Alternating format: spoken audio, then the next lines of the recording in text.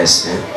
Wale waliopanda Yerusalema ndio waliopokea Roho Mtakatifu ya kufunua lenye vilitendeka mkiza. Amen. Amen. Wale waliopanda Yerusalema ndio walipokea Roho Mtakatifu wa kuongea lugha yenye haiko ya kabila yako.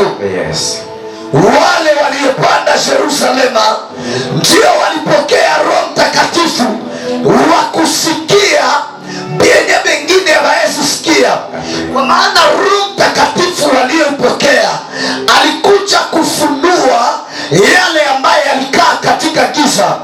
Ina maana hawa waliokwenda Yerusalema walikuwa na experience ya zaidi ya wenyewe kuenda Yerusalema. Na Yerusalema yako ni hapa. Mtu mwenye anaombaka, mtu mwenye anatafuta Mungu usiku na mchana, anakuwaka tofauti na watu wengine. Mtu mwenye anasikiaka unabii, mtu mwenye anasikiaka sauti ya Bwana iko tofauti na mtu mwenye anaikala mkanisa mwenye anasikiake sauti ya Bwana kwa njia ya unabii. Sababu shida mbele itokee, huyu mwenye alipanda Yerusalema atakuwa tayari na ufunuo, lakini mwenye kupanda Yerusalema hatakuwa na ufunuo. Yes.